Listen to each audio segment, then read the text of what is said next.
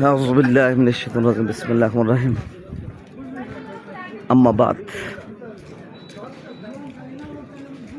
কোন কোন শীতের মধ্যে হাঁটতেছি আর মনে মনে ভাবলাম যে একটা ব্লগ করি ছিল শাহ সৈয়দ গেসুদ্দৌলা বাবার মাজারের মাঠটা আর কি যে মাঠের মধ্যে আমাদের স্মৃতিগুলো এখনো বাসমান যে দাখিল মাদ্রাসাটা দেখতেছেন না, এটাতে আমি পড়াশোনা করছি। এটা দাখিল পাস করছে 1996 সালে। তখন আলিম দাদার ক্লাবটা ছিল ওখানে। আমি দেখা এই আলিম মাদ্রাসা কোথায় আসছিল অনেকে জানে না গেলাম।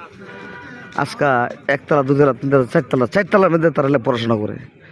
ওই কোনার মধ্যে আলিম দাদার ক্লাবটা ছিল, এর ওই সাইডে পুরোটা ছিল আলিম মাদ্রাসা। এই মাদ্রাসাটা ছিল তখন আমরা টেবিলের মধ্যে পড়তাম। 1 2 3 আছে না, মানে টেবিলের মধ্যে মাটির মধ্যে সাড়ে বিছিয়ে আছে না, পাটি বিছিয়ে এক ধরনের ব্যাচ আছে।